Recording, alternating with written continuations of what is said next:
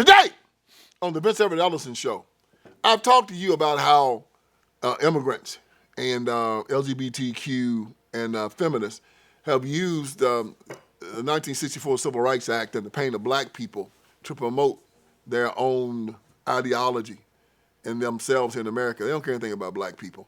Well, I'm going to talk to you about that today, and I'm going to give you a historical context of how these the LGBTQ community, the immigrant community, the feminists, and all of these weirdos have used the pain of black people and use us as cannon fodder to get laws passed to promote their ideology today on the Vince Everett Ellison Show.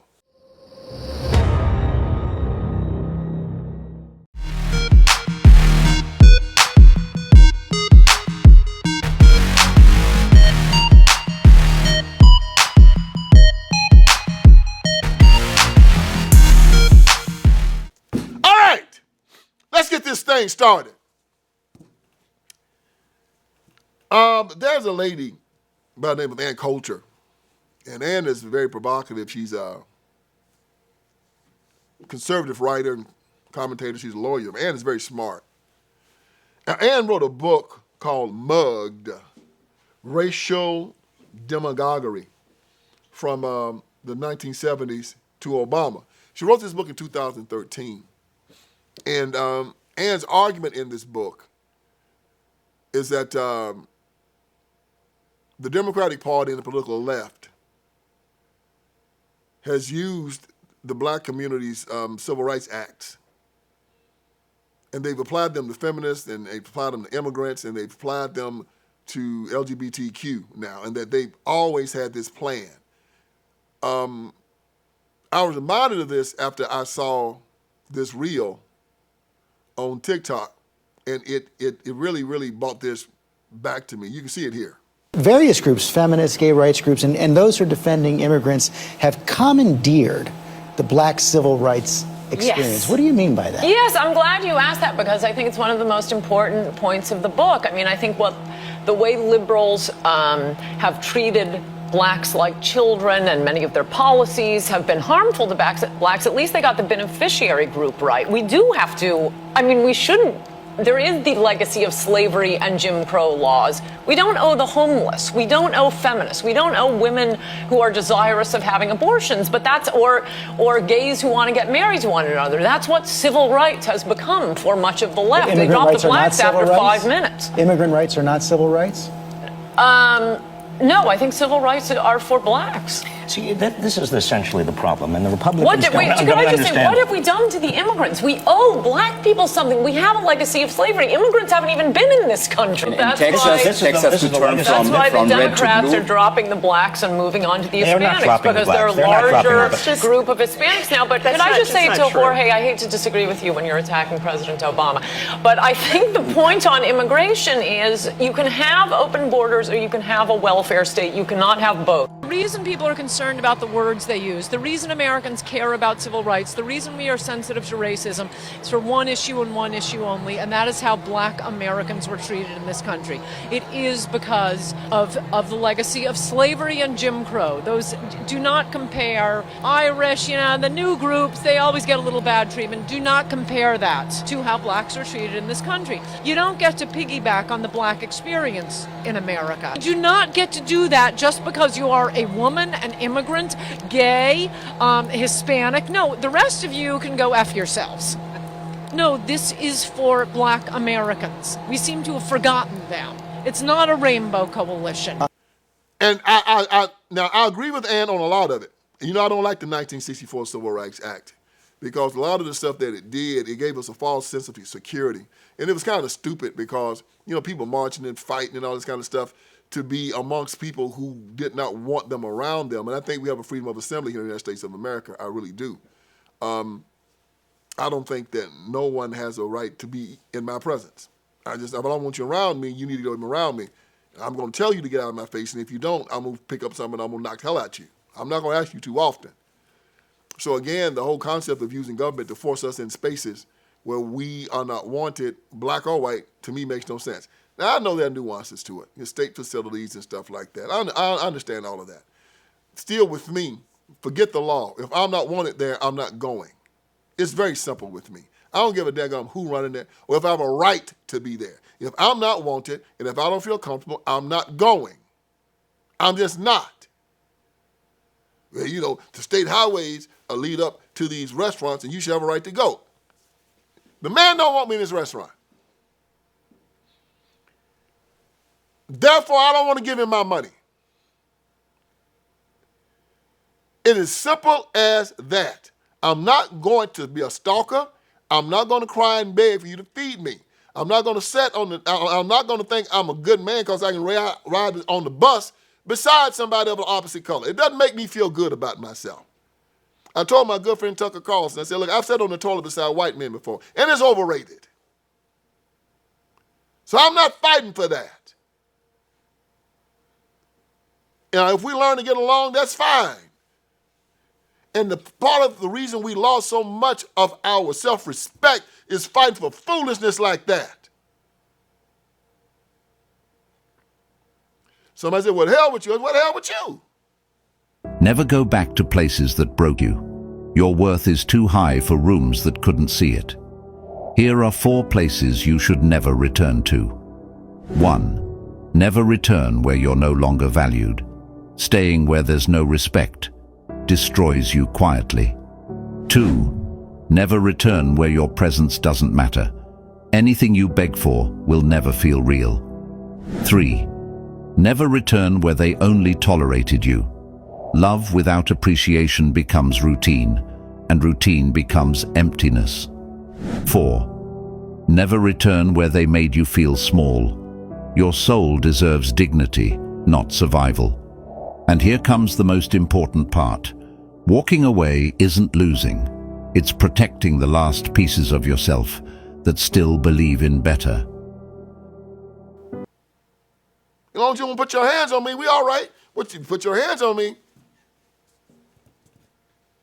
gonna make you sure you don't put your hands on anybody else. So I don't care.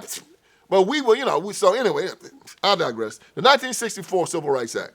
So it comes out, and Coulter's point was that gays and immigrants and LGBTQ and feminists, it has helped them more than it has helped us. And she said those rights were for black people. Technically, she's correct. We thought they were for black people because Martin Luther King Jr. them were the ones raising all that hell and getting beat up and slapped around and cannon foddered and shot and killed behind this stuff. I mean, jokers was getting killed behind this stuff, man. Sharonda Goodman and Cheney, Medgar Evers, jokers just getting their heads cracked. John Lewis died of brain damage behind all that stuff. Getting the Edmund Pettus Bridge, you name it. It was just sad what was going on down south.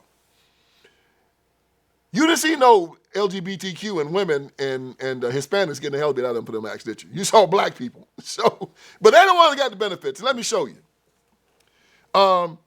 So they left the 1964 Civil Rights Act open so it can be amended.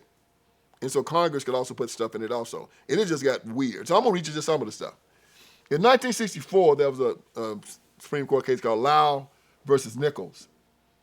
And in Lau versus Nichols, they were in San Francisco, California, and the San Francisco public educational system wasn't giving. They didn't have special classes for Hispanics. They were sending Hispanic children would come to the school, and the Hispanic children had to go to the class with everybody else. Well, the Hispanic immigrants' children could not speak English. So they took them to the Supreme Court. The Supreme Court said, no, you got to give classes based on the 1964 Civil Rights Act. You got to provide special classes for illegal immigrant children that can't speak English. Yeah, that came out of the 1964 Civil Rights Act. Lau versus Nichols. How did that help black people? Right, it didn't. There's another one called Newman versus Piggy Park, 1968. Now, this one is fun because I lived in South Carolina for a while, and this was Maurice Bessinger. Maurice Bessinger had a restaurant called Piggy Park. And it was drive-through where you could get barbecue sandwiches and whatnot. You can go in and eat too. Well, Maurice didn't want to serve black folks. Maurice is just low down, okay? So Maurice had a big old Confederate flag hanging up in the parking lot. I wouldn't go to Piggy Park. I would guess Maurice was giving away free food. I wouldn't go. But black folks wanted to eat some of that pork at Piggy Park. Took Maurice's behind to the Supreme Court. And the Supreme Court ruled that Maurice had to feed black folks. Oh, you couldn't get into Piggy Park. Black folks are making Maurice take the money. And I come to find out, I don't know if this is true. This is what I was told. And I believed it to be true because I knew how Maurice was. So they said that Maurice had a pile of pork for black folks and for white folks. And he was put all kind of crap in that black folks' pork, spitting in it, crapping in it, and black folks just eating it. And I said, boy, I tell you what.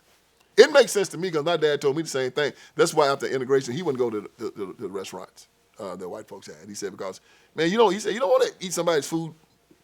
You don't want to eat in somebody's kitchen that don't want to feed you. That makes sense.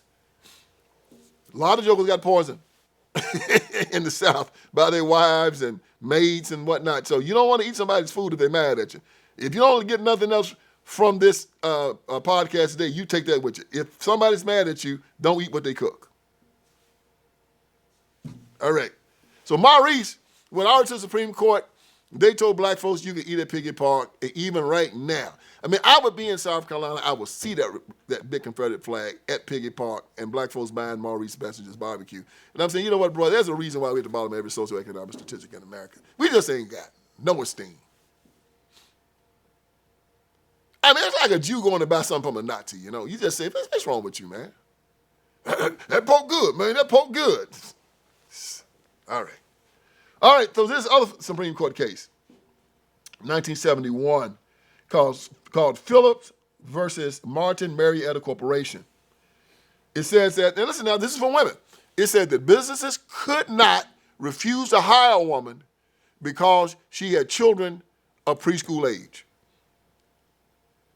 Supreme Court said no. Women usually will come in and folks ask them, how are your children? I got children 2 and 3 years old. Well, they saw a problem. Children are going to be getting sick. You're going to have to go home, take care of them. You're going to be calling in. So, no, we're not going to hire you. I'm not saying that was right or wrong. I'm saying, but you see how women took advantage of the 1964 Civil Rights Act? Supreme Court ruled based on the 1964 Civil Rights Act. You couldn't do it because of sex discrimination. There was another one called Trans World Airlines versus Hardison, 1977.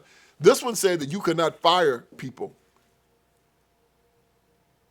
Well, it said that you could fire people. You could fire people if they refuse to work on Sunday. They got it from the 1964 Civil Rights Act. The Supreme Court said, nope. According to the 1964 Civil Rights Act, you can fire him if he don't want to work on Sunday.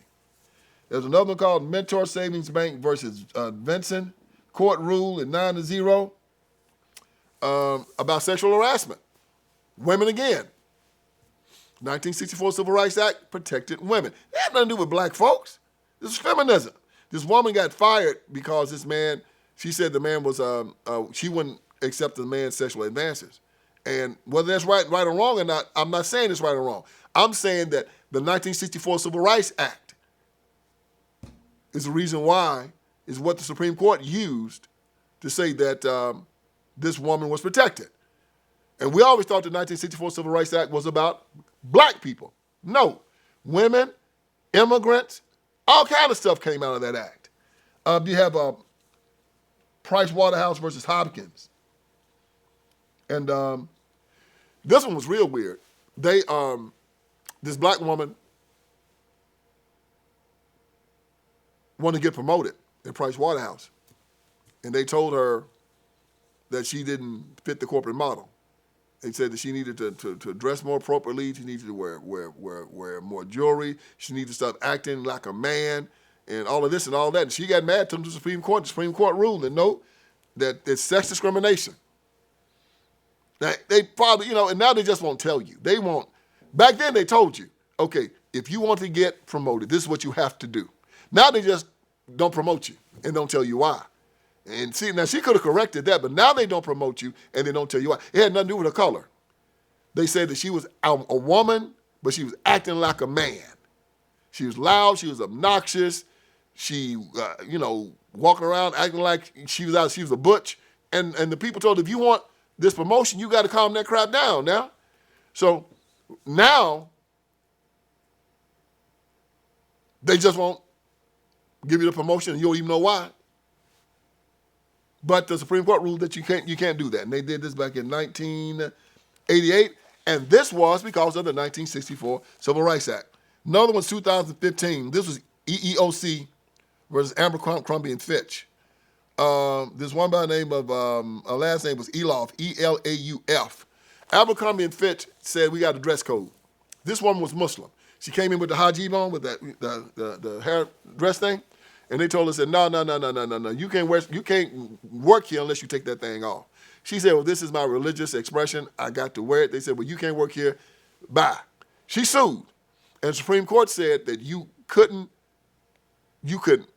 not do that. That was discrimination. And based upon the 1964 Civil Rights Act, you couldn't do it. The woman had to be allowed to wear a headscarf and a hijab in there, and you could not give her the job because of it. Now they just won't give you the job, they just won't tell you. See, people think these things protect them. It doesn't. It does not. So you walk in with a hijab asking for a job, now they said, we full. Or, we gave the job to somebody else, you're not qualified. You don't even know now. But that came from the 1964 Civil Rights Act. You thought it was just for black folks, right? No. It's for women wearing headscarves too. So then you got 2020. This one was Bonstock versus Clayton County. This was the one. This is the big one. It said that discrimination on the basis of LGBTQ. You couldn't discriminate based on LGBTQ. And they applied it to what? The 1964 Civil Rights Act. So LGBTQ are now protected based on the 1964 Civil Rights Act. How many of them suckers out there getting their asses whooped and getting them water hoses and stuff shot on them in 1960 before that? None of them. And if they were, they didn't say it. So now they've applied it to them. And this is what we're talking about. They are riding off of the work that black people did, and it was always a setup. Y'all cannon fodder, man. And what Ann Coulter was saying is that they're leaving black people behind, and you are left behind. And now these people, the immigrants and these groups, are their main constituents because they're going to get your vote. They already know that. I mean, this Virginia race said more about that than anything. You voted for Abigail Spanberger, an ex-CIA agent, and all y'all hollering about how the CIA put drugs in the black community. So she was actually working for the CIA. And you vote against a black Christian woman, and she's a white CIA agent that is a pervert lover. It's going to allow them to sexually groom your children in public education you voted for. So right now the Democrats said, man, you know what? We know we got the black vote. We ain't got to do anything for these jokers at all. Keep them in the ghettos. They'll be okay. So it's Bostock, B-O-S-T-O-C-K versus Clayton County. 6-3 ruling that you can't discriminate against somebody based upon their sexual orientation, LGBTQ. And then it's RG and GR Harris Funeral Homes Incorporated versus EEOC. Now, this was interesting. This one was recently done, and it said that okay, let me tell you the story. This was good. Okay, this person was working for the funeral home, right? And they said to the funeral home, they said, hey, I intend to go get a sex change operation. And y'all need to be prepared because I'm going to walk back in here after it and I'm going to be a woman. So she said that she was going to present herself as a woman, present herself as a male up to 2013. And on July 31st, 2013, she wrote her employer, the Harris Funeral Home Group, so that they could be prepared for her decision to undergo gender reassignment surgery. She told them that after a vacation, she planned to return dressed in female attire and to otherwise follow the employee handbook. But she said that I'm going to change my gender from a male to a female, and she was going to stop dressing as a man, start dressing as a woman, okay? Well, she was fired shortly after the letter was sent, and she sued. This is sad, but she died from medical complications. He died from medical complications. He or she, I don't know what the hell. The person's name was Amy Stevens, spelled A-I-M-E-E-S-T-E-P-H-E-N-S, Amy Stevens. the 1964 Civil Rights Act that was supposed to be for black folks is now being used for jokers that want to castrate themselves.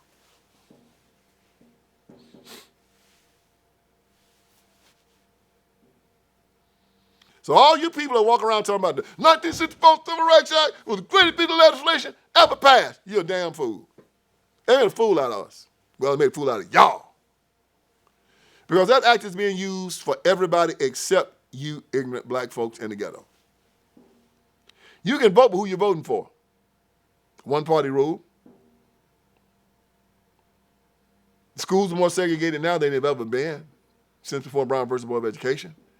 You still live in ghettos, so you still live in segregated communities. Everybody know where the black area of town is when you go to any city. Where do black folks live? Right down in the ghetto, right down in that ghetto. You still don't have jobs. The family is destroyed. You still on that. You got AIDS ravaging the community. You got young men don't know whether they're boys or girls. It's just a freaking mess. Yet you celebrate the 1964 Civil Rights Act, and you got these people still gaslighting you into believing that it was something good and virtuous about it. Ann Coulter wrote a book, and Ann Coulter, being a white woman, told black folks, these civil rights are made for you. You allowed these people to come in and take advantage of you, and the Democrats have jettisoned you and thrown you away. And now these people are using the laws that you worked for to put themselves in a position in America higher than you can ever imagine achieving. Women, immigrants, LGBTQ. How you like being made a fool out of black folks? I got to laugh, man. Because if you don't laugh, you cry. They are piggybacking off of our hard work. And most of you don't even care. But hey, my job is to tell you about it. Whether you do anything about it or not is irrelevant. I gave you case law. I gave you Supreme Court cases. And this is just a little bit of it, man. I didn't even get into how Congress has codified this thing. And how every time it's done, the iron triangle, most black preachers, most black politicians, and most black civil rights workers are saying, yeah. Most of these guys are also part of the Rainbow Caucus. That LGBTQ caucus, they all in it. That's where they get most of their money from, actually. Boy, that's just a shame. I'm so tired of these people, man. But you know what? Here's a good thing. I put myself in a position where none of that stuff can really hurt me. And I'm trying to get you to do the same thing. Man, get yourself away from around those people. Get your children away from around them. Find a way to get a job, make some money. Hell, mow some yards, pick up some cans. Don't let these people control your life. It's not worth it. Be as autonomous as you can possibly be. Make government as insignificant in your life as you possibly can. Get back to your Bible. Get back to Jesus Christ. Find yourself a good church. Hopefully that is not run by a black preacher that's connected to the Democratic Party. And this is how you know when that sucker's an apostate. If he has anything to do with the Democratic Party, if this black preacher has anything to do with the Democratic Party, you run that sucker like he a scalded dog. Run from him like a goat with your butcher knife. He is an apostate. He is a liar. He is no good. He is the lowest form of life in America. Tell him I said it. Now you share this and you subscribe to this channel because I am here to wake you up. I hope I did you some good here today. So join me again for another edition of the Vince Everett Ellison Show. All right, friends, Vince Everett Ellison is here. I want you to go to my website. And on my website, you're going to see a lot of great stuff, man. You're going to see that we got t-shirts, we got caps. You got my books, my documentaries. You got all kinds of stuff on VinceSpeaksTruth.com. Go there. We're dropping new t-shirts. We're dropping new merchandise. My new book, The End of Tolerance, is there. The End of Tolerance. Make sure you get it. Make it #1. If you got my first 3, get The End of Tolerance. It's just as good. And it's telling us we have to end our tolerance with these leftists, these Democrats. We can no longer allow them to sexually groom our children. We can no longer allow them to castrate little boys and call them little girls, run God out of the public square, take away our guns, take away our sovereignty. No longer allow it. So go on VinceSpeaksTruth.com. That is VinceSpeaksTruth.com. Hit merchandise. You'll see the t-shirts. You'll see the caps. You'll see the books. You'll see the documentaries. You'll see it all. And let's keep this ball rolling. God bless you.